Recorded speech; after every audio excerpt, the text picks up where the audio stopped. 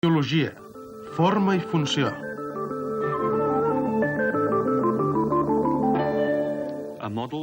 Un model de la molècula de carboxipeptidasa, una seqüència d'aminoàcids plegats per formar aquesta estructura tridimensional. És aquesta estructura tridimensional la que determina la funció enzimàtica de la molècula. Estructura i funció dels enzims. Això és la culminació de molts anys d'analitzar l'enzim amb raig X, un mapa de densitat electrònica, una representació directa de l'estructura atòmica del cristall en què s'han adequat aquestes densitats amb la forma d'aminoàcids coneguts. Aquests estudis els ha fet principalment aquest home.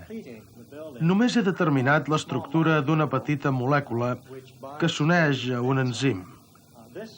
D'aquesta petita molècula, de la qual poden veure el reflex al mirall, tancada per uns perfils de làmines de plàstic a l'altra banda del mirall. Aquesta molècula és 8 vegades més petita que l'enzim de carboxipeptidasa i quan s'uneix al centre actiu en bloqueja l'activitat. Més endavant analitzarem més detalladament aquesta interacció.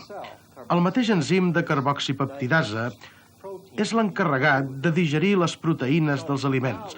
Vejam com ho fa.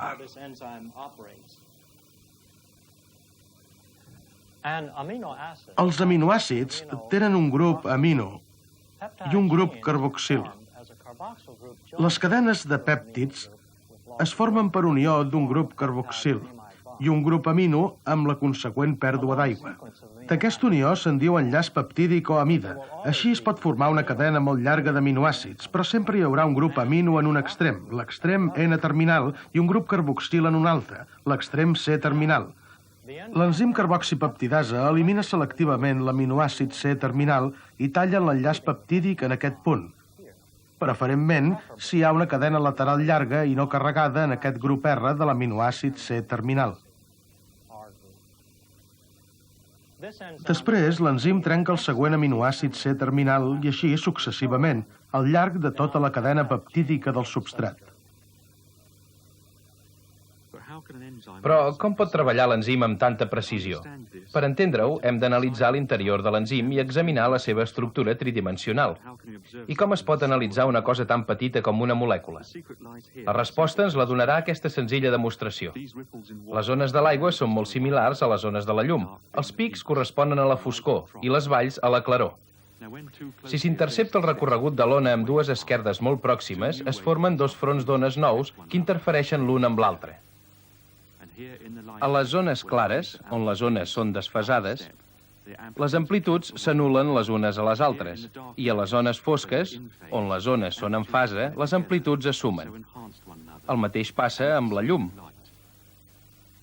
Quan es fa passar un raig làser a través de dues esquerdes com aquestes, també es produeixen models d'interferència o de difracció.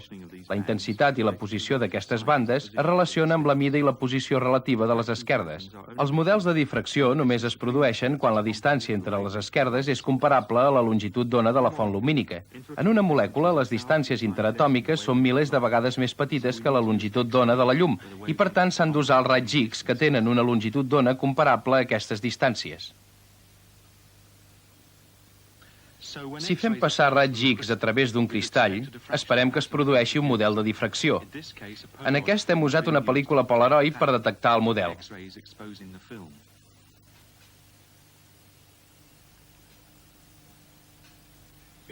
És gràcies al model que coneixerem les posicions relatives dels àtoms del cristall. Però desxifrar aquesta informació no és tan fàcil. Per explicar-ho, farem un experiment amb el làser. Dr. George Harburn, de la Universitat de Cardiff. Un dels avantatges del làser és que la seva longitud d'ona és molt més llarga que la dels raigs X i, per tant, es poden analitzar models de difracció d'objectes més grossos. El model de difracció es materialitza en aquesta pantalla. L'enfocaré bé. Com que en el cas dels raigs X, en què el model de difracció es relaciona amb l'estructura atòmica del cristall, també aquest model de difracció es relaciona amb l'objecte, amb el Mickey Mouse.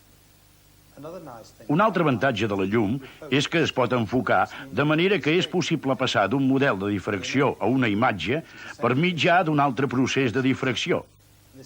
I això és el que voldríem fer amb els raigs X. Malauradament, els raigs X no es poden enfocar i, per tant, hem de buscar un procés intermedi d'enregistrar el model de difracció dels raigs X. En fer-ho, es perd part de la informació. El mateix passa amb la llum del làser. Si fem una fotografia d'un model de difracció òptica i la utilitzem com a objecte de difracció, una altra vegada el Mickey Mouse. El model de difracció obtingut hauria de ser una imatge del Mickey Mouse, però en realitat se n'obté una sense cap sentit.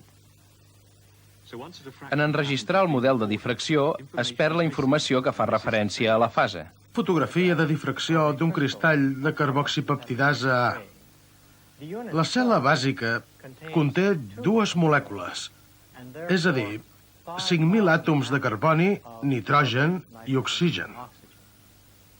Tots aquests 5.000 àtoms contribueixen a formar els màxims de difracció. Però els màxims no han de ser necessàriament en fase. De fet, en l'experiment es perd la informació que fa referència a la fase i, per tant, no es pot resoldre l'estructura. La primera proteïna que es va cristal·litzar i de la qual es va interpretar l'estructura va ser la mioglobina. El problema de la fase va constituir el principal obstacle, així ens ho recorda el professor Sir Lawrence Bragg. Aquesta fotografia s'assembla molt a la que Perutz li va ensenyar. Quina impressió li va fer quan li va ensenyar? Em va impressionar veure-hi tanta informació. Si hi havia alguna manera d'interpretar-ne l'estructura, havia de ser amb aquesta fotografia. Què té d'especial? Tots aquests punts aporten prou informació Sí. per respondre a totes les qüestions. Només depenia de nosaltres mateixos. El cristall ens oferia molta informació, nosaltres només havíem d'interpretar-la. En mesurar les intensitats es perd la informació que fa referència a la fase i el model de difracció no es pot interpretar. Va ser Max Perutz qui va aclarir el secret mitjançant una tècnica senzilla però elegant. La clau per trobar les fases rau en l'ús d'àtoms pesants en l'estructura proteica. Això és una fotografia de difracció de dos cristalls diferents superposats i una mica desplaçats l'un de l'altre. El model de difracció inferior correspon al cristall de la proteïna pura i el model superior correspon a un cristall d'una proteïna a la qual s'han afegit àtoms pesants. S'hi observen canvis d'intensitat, especialment al llarg d'aquesta línia. A partir dels canvis d'intensitat es poden determinar les fases relatives. Vegem com funciona, en teoria. Suposem que coneixem l'estructura de la proteïna. La representem per un grup de 4 àtoms. La dispersió màxima respecte a l'origen queda a prop d'aquests 4 àtoms. Si afegim un àtom pesant aquí, la fase es desplaça cap a l'esquerra. I si l'afegim aquí, la fase es desplaça cap a la dreta. Ara podem referir totes les fases a l'àtom pesant, el qual resulta molt fàcil de localitzar en un cristall. En la pràctica, es pot obtenir la fase a partir de l'àtom pesant i els canvis d'intensitat produïts per l'àtom pesant. Amb les fases i les amplituds es pot preparar un mapa tridimensional de densitat electrònica. El mapa representa una sèrie de perfils de diferent densitat.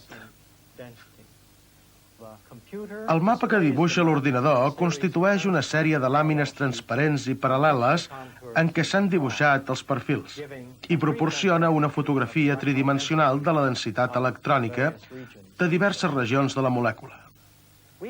Ara podem representar la majoria de les cadenes de polipèptids al mapa.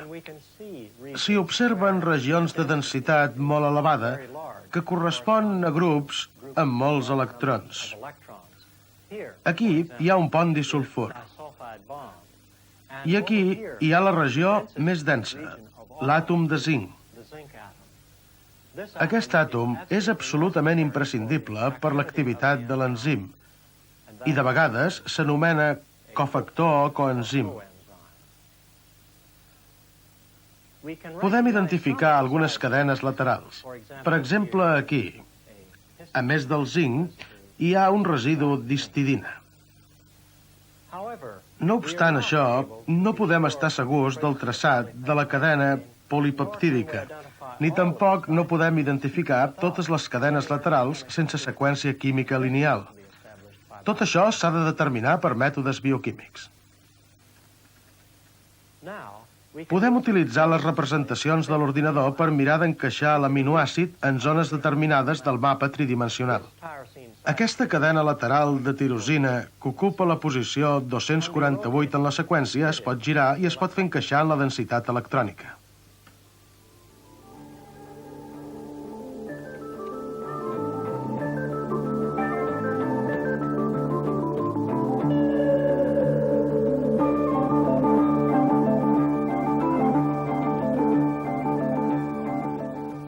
És així que la cadena polipeptídica de 307 aminoàcids es plega per adoptar la seva configuració tridimensional.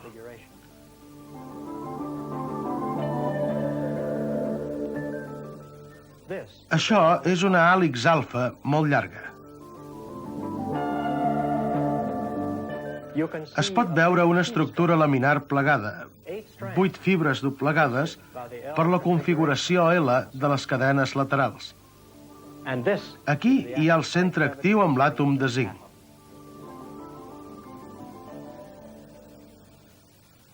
Examinarem ara el centre actiu més detalladament. Un bon substrat es trencaria ràpidament, de manera que hem d'usar un producte o un inhibidor per bloquejar la zona del centre actiu. A més, hem de determinar si aquest producte o inhibidor és competitiu amb el substrat. Hem analitzat 2 substrats, de manera més o menys detallada. L'un és la glicotirosina. La fletxa mostra el punt de trencament.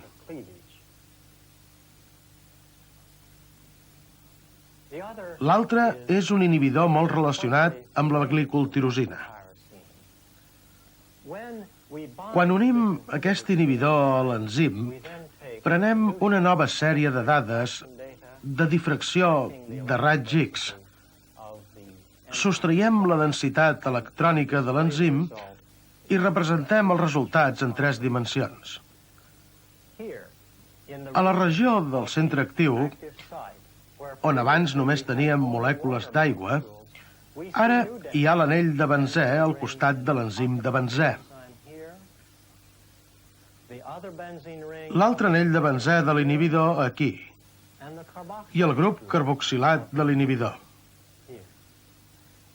Aquí, a més dels nous perfils de l'inhibidor, es veuen els perfils de la cadena lateral d'arginina que s'uneix al grup carboxilat, en aquest punt. En aquesta sèrie de perfils, que queda immediatament a sobre de la sèrie original, es veuen perfils negatius aquí i perfils positius aquí. Aquest és el moviment de la tirosina 248. Va parar a prop del complex enzim-substrat.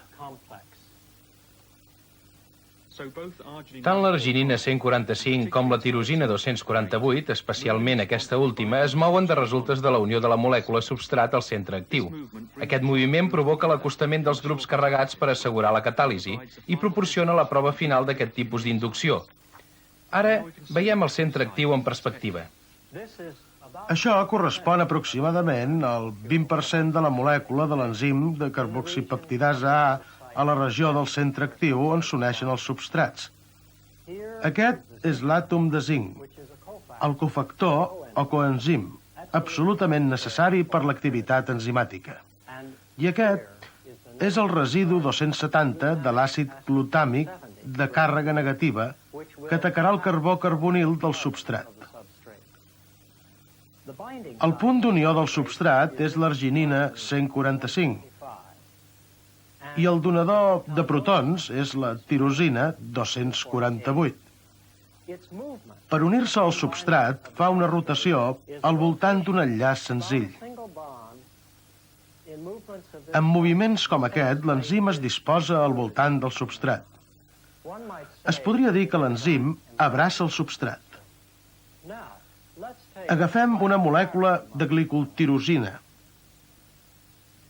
La col·loquem al centre actiu i analitzem com evoluciona l'enzim. Per unir-se al centre actiu, la molècula substrat ha de tenir la forma i la càrrega adequades.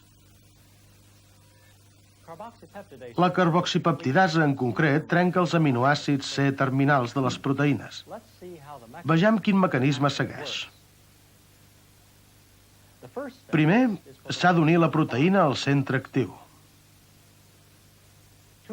S'estableixen 2 ponts d'hidrogen amb el grup arginina i es desplaça l'aigua associada a l'àtom de zinc, el qual s'enllaça amb l'oxigen carbonil del substrat. Aleshores es produeix l'anomenat intercanvi de tirosina. La tirosina forma 2 ponts d'hidrogen amb el substrat. Un parell d'electrons del glutamat formen un enllaç covalent amb els substrats de carboni carbonil i s'estableix un carboni tetraèdric intermedi. Un protó passa de la tirosina al nitrogen del pèptid i això comporta el trencament de l'enllaç amb la conseqüent pèrdua de 2 càrregues. L'enllaç peptídic s'ha trencat, però les 2 parts del substrat s'han de separar per alliberar l'enzim per una catàlisi posterior.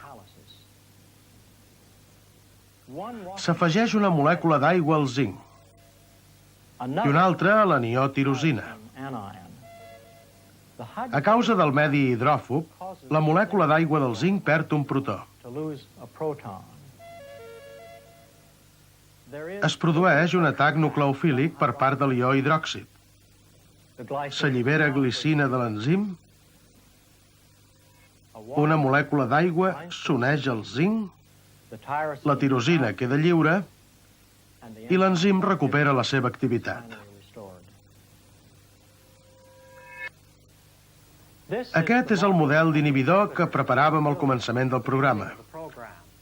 Encaixa al centre actiu de la carboxipeptidasa A i evita la unió dels substrats i bloqueja l'activitat de l'enzim. Aquest inhibidor impedeix que l'enzim actuï en zones on seria perillós, com el pàncreas, l'òrgan on es sintetitza.